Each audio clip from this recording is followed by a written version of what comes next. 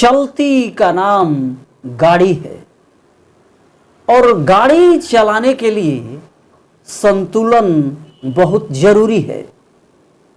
हम अपने बाएं और दाएं दोनों हाथों से हैंडल पकड़कर गाड़ी चलाते हैं और ठीक उसी प्रकार हमारा शरीर है। जब तक सांसें चलती है यह शरीर भी चलता है। जन्म के साथ पहली सांस शरीर में जैसे ही प्रवेश करती है यह गाड़ी स्टार्ट हो जाती है और अंतिम सांस शरीर से जैसे ही बाहर निकलती है यह गाड़ी अपने आप बंद हो जाती है। लेकिन पूरी जिंदगी जब तक हम जिंदा होते हैं इन सांसों में एक गजब का संतुलन होता है और जिस सिस्टम से यह संतुलन आता है उस सिस्टम को हम नाड़ी या स्वर विज्ञान कहते हैं। कुंडलिनी क्लिनिक में आपका स्वागत है।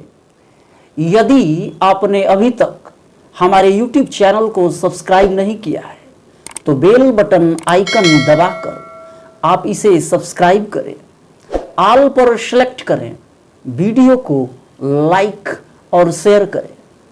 आप हमें फेसबुक, ट्विटर और इंस्टाग्राम पर भी फॉलो करें। ये बहुत ही आश्चर्य की बात है, इतना बड़ा विज्ञान हमारी सांसों में छिपा है और हम इसके रहस्य को नहीं जानते। यदि आप अपनी नाक की बनावट पर ध्यान दें तो नाक एक है लेकिन इसमें दो छिद्र हैं। तो दो छिद्र की आवश्यकता क्यों पड़ी? हम तो इतना ही जानते हैं कि हम नाक से श्वास लेते हैं, लेकिन क्या आप जानते हैं 1.5 घंटे आप नाक के बाईं छिद्र से तो 1.5 घंटे आप नाक के दाहिने छिद्र से श्वास लेते हैं और दिन में कभी कभार 3-4 मिनट के लिए आप दोनों नासिका छिद्रों से श्वास लेते हैं और ऐसा हम नहीं करते। यह तो ऑटोमेटिक अपने आप होता है। जिसने यह सांसें दी हैं यह सिस्टम भी उसी ने बनाया है। हम तो सो जाते हैं और रात में कभी बाएं छिद्र से तो कभी दाहिने छिद्र से तो कभी दोनों नासिका छिद्र से श्वास अपने आप चलते रहती है। तो एक समय में एक ही नासिका छिद्र से श्वास चलती है। आइए एक छोटा सा प्रयोग करके देखते हैं। इस प्रकार अपने दोनों हाथों को जोड़ लेंगे और अपने होठों और नाक के बीचों बीच इस प्रकार इसे रखेंगे और स्वाभाविक रूप से जैसे श्वास लेते हैं श्वास लेते रहेंगे और इस प्रकार हम यह चेक करेंगे कि किस साइड में आपके नासिका से श्वास बाहर निकलती है। जब श्वास बाहर निकलेगी तो आपके हाथों की त्वचा पर स्पर्श करते हुए वो बाहर निकलेगी।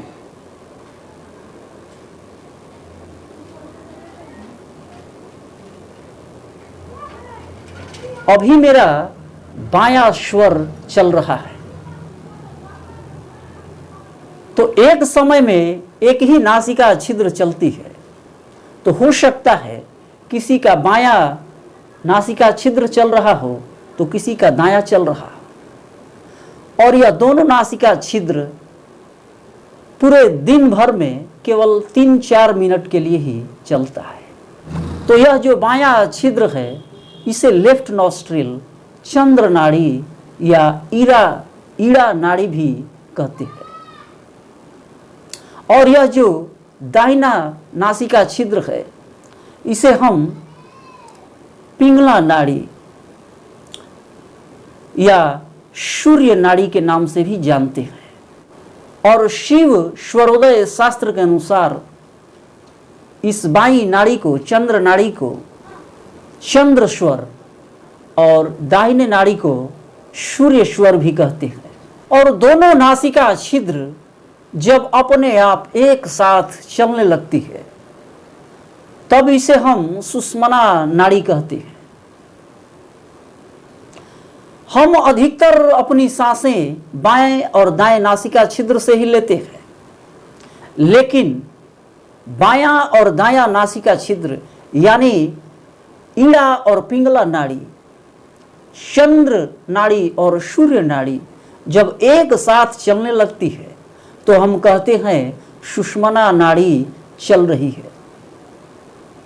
तो इन सांसों का हमारे जीवन से और हमारे शरीर से एक अद्भुत तालमेल है। ये सांसें जब तालमेल में चलती हैं और जब एक साथ चलती हैं तो इस संतुलन से सुषुम्ना नाड़ी का उदय होता है। सुषुम्ना नाड़ी ऊपर उठने लगती है, सुषुम्ना नाड़ी जागृत होने लगती है और यह नाड़ी अपने आप बैलेंस होने लगती है।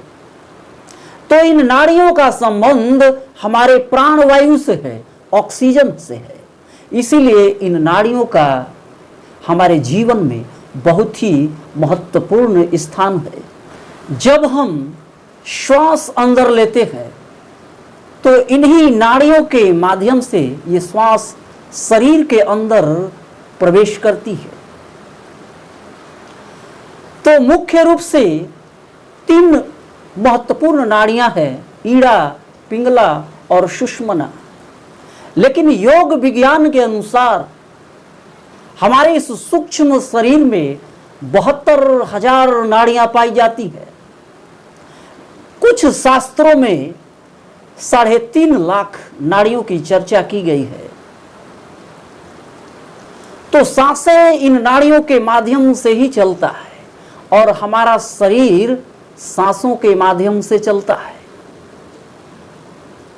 तो ये नाड़ियां हमारे शरीर का सॉफ्टवेयर है, क्योंकि ये नाड़ियां दिखाई नहीं देती, इसे चीड़ फाड़ करके नहीं देखा जा सकता। तो ये हमारे शरीर की सॉफ्टवेयर है। और ये जो 3 प्रमुख नाड़ियां हैं, ईड़ा, पिंगला और सुषुम्ना, ये हमारे रीढ़ की हड्डी में, स्पाइनल कॉलम में पाई जाती है। और जिस प्रकार हमारे ब्रेन में सेंट्रल नर्वस सिस्टम होता है जो स्पाइनल कोड से होते हुए रीढ़ की हड्डी तक पहुंचता है, तो ये 3 प्रमुख नाड़ियां सेंट्रल नर्वस सिस्टम की तरह हमारे रीढ़ की हड्डी से गुजरती है। और बाकी जो 72,000 या 3.5 लाख सूक्ष्म नाड़ियां हैं वो पेरिफेरल नर्वस सिस्टम की तरह हमारे पूरे शरीर में फैली हुई है। इन नाड़ियों का हमारे पूरे शरीर में एक जाल बिछा हुआ है और इन नाड़ियों के माध्यम से ही हम अपने शरीर में ऊर्जा का अनुभव करते हैं। जब ऊर्जा ऊपर की ओर उठती है, जब सेंसेशन पैदा होता है, वाइब्रेशनल फीलिंग ऊपर उठने लगती है, तब इन नाड़ियों के माध्यम से ही हम इसे अनुभव कर पाते हैं। जिस प्रकार करोड़ों न्यूरॉन्स हमारे ब्रेन में फैले हुए हैं, ठीक उसी प्रकार ये नाड़ियां भी हमारे पूरे शरीर में फैली हुई हैं और ये सेंसेशन, वाइब्रेशन, ये सब कुछ और कॉस्मिक एनर्जी का हमारे पूरे शरीर में, सूक्ष्म शरीर में संचार करती है। ईड़ा नाड़ी हमारे रीढ़ की हड्डी से, स्पाइनल कॉलम से, मूलाधार चक्र से बाएं तरफ से गोल गोल चक्कर काटते हुए नागिन की तरह लपेटे मारते हुए आज्ञा चक्र तक पहुंचती है और यह आज्ञा चक्र के दाहिने साइड से आकर मिल जाती है। ठीक उसी प्रकार दाहिनी नाड़ी यानी पिंगला नाड़ी हमारे मूलाधार चक्र के दाहिने साइड से गोल गोल लपेटे मारते हुए नाग की तरह ऊपर की तरफ बढ़ते जाती है और आज्ञा चक्र के लेफ्ट साइड से आकर मिलती है। इसीलिए कहा जाता है कि हमारे नाक के बाएं छिद्र का संबंध हमारे दाहिने दिमाग से और नाक के दाहिने छिद्र का संबंध हमारे बाएं दिमाग से है, क्योंकि हमारे ब्रेन में, हमारे दिमाग में दो हेमिस्फेयर हैं, लेफ्ट हेमिस्फेयर और राइट हेमिस्फेयर।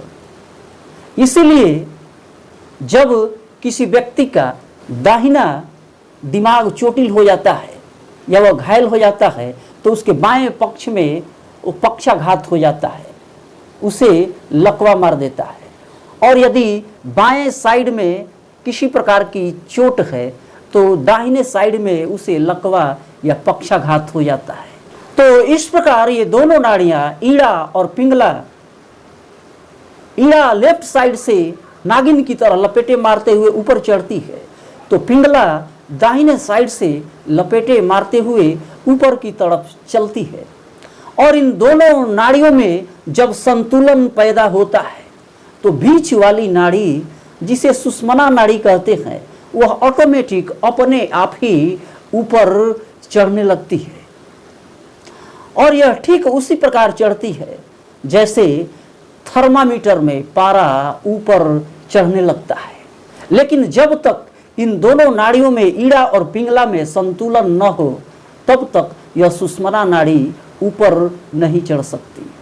आप सोच रहे होंगे कि जब ये नाड़ियां दिखाई नहीं पड़ती और चीड़ फाड़ करके भी इन्हें देखा नहीं जा सकता, तो हम फिर ये कैसे जानते हैं कि हमारे शरीर में 72,000 सूक्ष्म नाड़ियां हैं?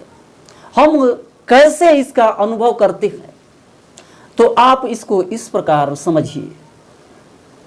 आप बाइक चलाते हैं तो क्या बाइक केवल पेट्रोल से चलती है?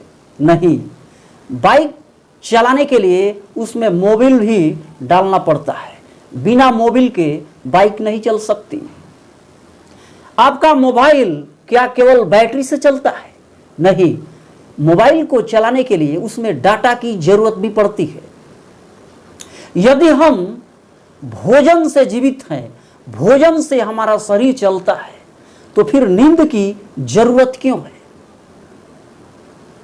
हम 12 घंटे जागते हैं और 12 घंटे सोते हैं, यानी अपनी पूरी जिंदगी का, अपनी पूरी आयु का हम 50% हिस्सा सोने में ही बर्बाद कर देते हैं।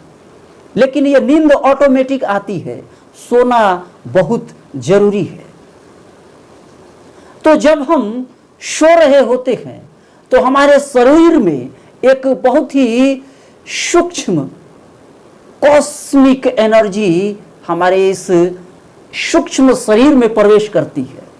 जिस प्रकार हम भोजन करते हैं तो यह भोजन पाचन होने के बाद यह भोजन ग्लूकोज में बदलता है और ग्लूकोज बनने के बाद यह भोजन धमनी और शिराओं से होते हुए, आर्टरीज और वेन से होते हुए हमारे पूरे शरीर में फैल जाता है और हमारे इस स्थूल शरीर को, हड्डी मांस के शरीर को ऊर्जा प्रदान करता है। ठीक उसी प्रकार जब हम नींद में होते हैं तो कॉस्मिक एनर्जी, ब्रह्मांडीय ऊर्जा इन सूक्ष्म नाड़ियों से हमारे शरीर में प्रवेश करती है और 3.5 लाख हमारे शरीर में फैली हुई इन सूक्ष्म नाड़ियों से पूरे शरीर में यह कॉस्मिक एनर्जी फैल जाती है। तो जिस प्रकार इस स्थूल शरीर को चलाने के लिए भोजन की आवश्यकता है, तो इस सूक्ष्म शरीर को चलाने के लिए, इस सॉफ्टवेयर को चलाने के लिए कॉस्मिक एनर्जी की आवश्यकता है। और यह कॉस्मिक एनर्जी इन नाड़ियों से ही हमारे शरीर में प्रवेश करती है। इन सूक्ष्म नाड़ियों के कारण ही हमारे शरीर में कभी गर्माहट तो कभी ठंडापन महसूस होता है। इन सूक्ष्म नाड़ियों के कारण ही पूरे शरीर में कभी कड़ापन तो कभी ढीलापन महसूस होता है। और इन सूक्ष्म नाड़ियों के कारण ही जब साधक ध्यान में होता है तो कुछ मिनटों या घंटों के ध्यान के बाद जब उसका ध्यान टूटता है तो उसके पूरे शरीर में, नाड़ियों में, ऊर्जा कोश में यह वाइब्रेशनल एनर्जी भरी होती है और उसका पूरा शरीर उसमें फैलाव महसूस होता है। और ध्यान के बाद साधक यदि अपने कलाई को माप कर देखे तो उसकी कलाई भी बहुत मोटी प्रतीत होती है। यह ठीक उसी प्रकार अनुभव होता है जब आप घंटों पैदल चल रहे होते हैं तो आपके दोनों हाथ ब्लड सर्कुलेशन अधिक बढ़ जाने के कारण बहुत ही मोटे लगते हैं, अंगुलियां मोटी मोटी लगती हैं और कलाई भी मोटी हो जाती है। तो ध्यान में ऐसा प्रतीत होता है। और साधक जब ध्यान से उठता है तो उसका सीना बिल्कुल चौड़ा हुआ होता है और उसके दोनों हाथ बिल्कुल जिम में कसरत किए हुए पहलवान की तरह उसका पूरा शरीर ध्यान से उठने के बाद लगता है। तो यह सूक्ष्म नाड़ियों के कारण ही ऐसा होता है।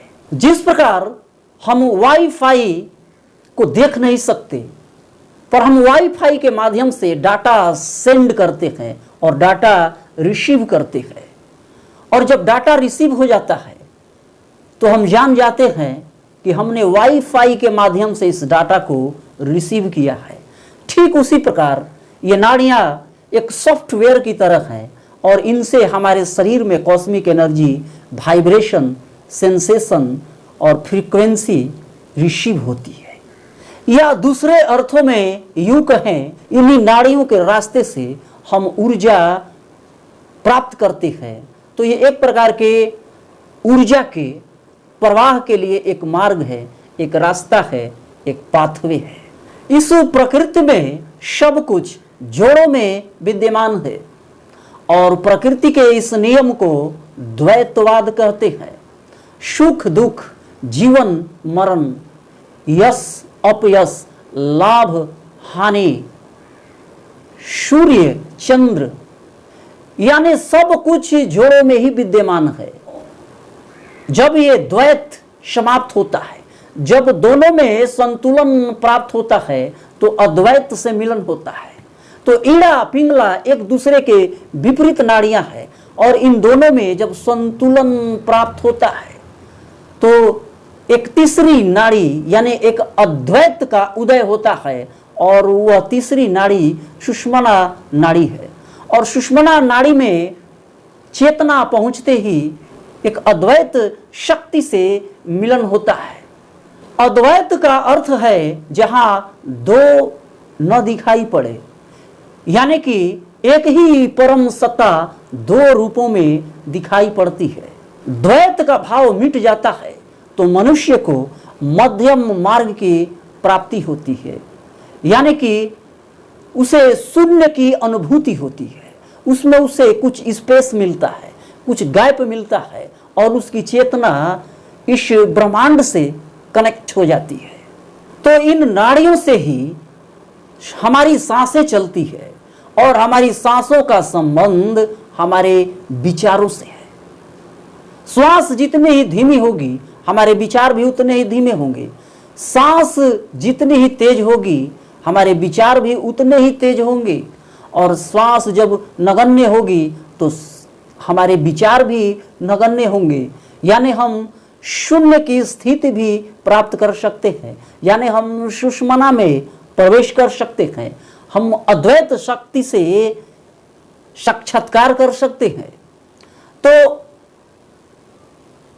जब बाएं छिद्र से यानी ईड़ा नाड़ी से जब श्वास चलती है तो मनुष्य के अंदर शीतलता आती है, क्योंकि यह चंद्र नाड़ी है और यह चंद्रमा के समान शीतलता प्रदान करती है और व्यक्ति अंतर्मुखी हो जाता है, उसका स्वभाव बिल्कुल मृदुल होता है और वह दिमागी कार्यों को करना चाहता है, क्योंकि हमारे बाएं छिद्र का संबंध हमारे दाहिने दिमाग से है, तो वह दिमागी कार्यों को करना चाहता है।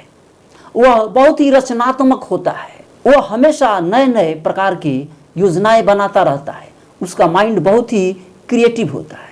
ठीक इसके विपरीत पिंगला नाड़ी जब चलती है तो शरीर का टेम्परेचर बढ़ता है। सूर्य शक्ति, ताकत और ऊर्जा का स्रोत है, तो व्यक्ति के अंदर ताकत और ऊर्जा बढ़ती है और वह शारीरिक श्रम करना चाहता है और वह बहिर्मुखी स्वभाव का होता है। ईड़ा नाड़ी वाले अंतर्मुखी स्वभाव के होते हैं। तो ठीक इसके विपरीत पिंगला नाड़ी जब चलती है तो मनुष्य बहिर्मुखी स्वभाव का होता है। जब पिंगला नाड़ी चलती है तो व्यक्ति स्वतः ही स्वस्फूर्त हो जाता है और उसके अंदर जोश खरोश, उत्साह, उमंग सब कुछ भर जाता है और वह आगे कदम बढ़ाते जाता है। ऐसे व्यक्ति अधिकतर लीडर बनते हैं, राजनीति में उनकी रुचि होती है। अधिकतर व्यक्ति ईड़ा और पिंगला में ही जीते हैं। लेकिन जो व्यक्ति ध्यान और प्राणायाम करते हैं उनकी यह सुषुम्ना नाड़ी भी ऑटोमेटिक अपने आप ही चलने लगती है और जो नाड़ी 3-4 मिनट के लिए दिन में चलती है वह ध्यान और प्राणायाम करने से 3 से 4 घंटे भी चलने लगती है। तो ऐसा व्यक्ति बिल्कुल मानसिक रूप से स्थिर होता है, उसे आंतरिक शांति और आनंद की प्राप्ति होती है, उसके अंदर एक गजब की स्थिरता पाई जाती है, एक स्पेस पाया जाता है, शून्यता का एहसास करता है, क्योंकि वह हमेशा इस अद्वैत से मिलन कर रहा होता है। जिस व्यक्ति की सुषुम्ना नाड़ी ज्यादा चलती है, ध्यान की तरफ उस व्यक्ति का झुकाव होता है, उसके जीवन में वैराग्य पैदा होने लगता है और वह आध्यात्मिक जीवन जीने लगता है। तो जो व्यक्ति अध्यात्म की ओर अग्रसर होगा वो बिना सुषुम्ना नाड़ी को जागृत किए हुए नहीं हो सकता है। तो बिना सुषुम्ना नाड़ी के जागृत हुए कोई भी व्यक्ति अध्यात्म में उन्नति नहीं कर सकता। तो ध्यान साधना और कुंडलिनी जागरण के लिए इन तीनों नाड़ियों में संतुलन बनाना बहुत ही जरूरी है और खास करके सुषुम्ना नाड़ी में संतुलन बनाना बहुत जरूरी है, क्योंकि सुषुम्ना नाड़ी पर ही हमारे इस सूक्ष्म शरीर के 7 चक्र पाए जाते हैं। तो अगले वीडियो में आप देखेंगे कि सुषुम्ना नाड़ी को किस प्रकार जागृत किया जाता है। आप अपने दोनों नासिका छिद्र पर अपना ध्यान लगाए रखें और इसे आप संतुलित करने का प्रयास करते रहें। आपका परम मित्र संतोष सक्सेना।